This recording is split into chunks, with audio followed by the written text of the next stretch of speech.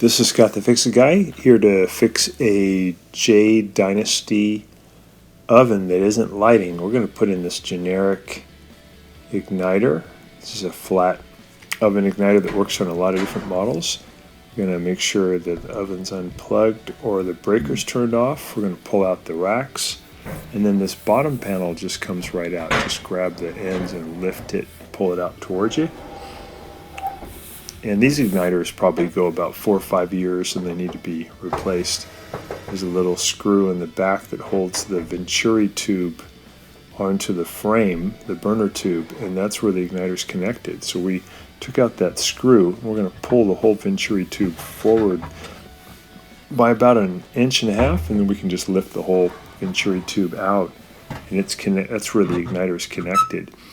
We do want to disconnect these wires too, so we're going to pull the front plate off. We're going to lift it up by about 1 inch and then pull it toward us, and that plate will come right off. No screws, it's just held in by a couple of clips. And then there's 2 wires we want to disconnect. These have wire nuts on them, and sometimes when the igniter has not been replaced there won't be wire nuts, so you may have to cut the wire. With the wire nuts, I'm just pulling them apart. So one bringing power from the oven, one bringing power from the safety valve. They're going to the igniter, and just disconnect those wires. And then we're going to go ahead and lift the whole venturi tube burner assembly out of the oven. And that'll make it a lot easier to replace the igniter. On this one I had a little trouble getting the old igniter off because the bolts that hold it on were kind of rusted. So I actually just removed the igniter out of its case, which is pretty easy to do. You just have to bend the case a little bit. So you can do that if the screws are too corroded. It's best to just replace the case too. I'll show you. So here's the venturi tube, the burner assembly. And I wasn't able to get the screws off, so I just bent the case that holds it. I just pulled it out away from me a little bit by about 1/2 inch, and then I could slide out the old porcelain piece with the igniter. Just be careful that the metal filament on the igniter doesn't hit anything because they're really fragile. So I bent the case, the original case, in a little bit, and then I gently pushed in the porcelain and metal new igniter into the old case until it kind of locks into position. So again, normally it'd be better just to replace the igniter and the case. And got them in position, so now we'll reinstall this. The whole thing only takes you probably 5 minutes. So open up the door, and we're going to slide this back in. This is also kind of similar with the Viking and Wolf ovens, similar arrangement.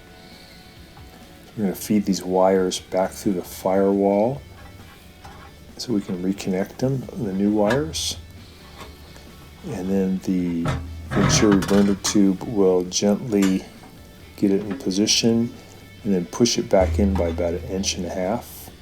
That's going to go onto the safety valve where it shoots in the gas. We're going to line up the hole for where the screw goes, and then we'll just zip in that little screw that holds the burner tube assembly in position.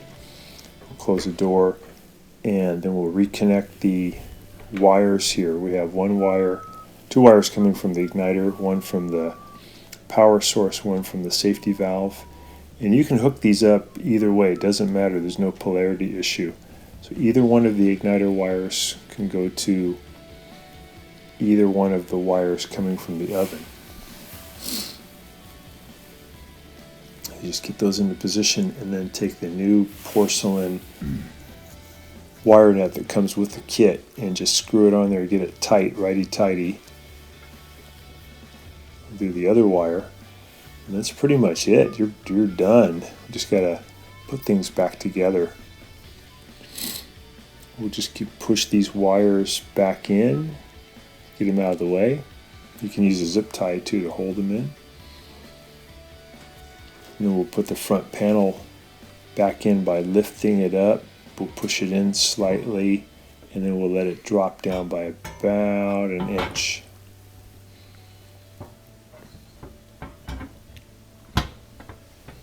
So this is on the Jade Dynasty ovens. We're going to go ahead and turn it on. Got it plugged in again. Or you can turn on the breaker, plug it in. They've got the igniter already glowing. You can turn the light off so it's easier to see. You got it set for heat, and it's pretty fast ignition. Should in a healthy igniter happen within about 30 seconds. When the igniters wear out, it takes a long time to ignite, sometimes like a minute or two, and sometimes you even get a little tiny explosion in there. But this one looks really good, nice blue flame. So we're looking great. We'll go ahead and put it all back together. The knob's getting kind of loose. Actually ended up using contact cement to reattach the knob. So I'm putting in the bottom panel, and then I'll put in the trays that hold it. These are pretty simple and good ovens. They last a long time. And igniters just, again, 4 or 5 years, and they start having these delayed ignition problems.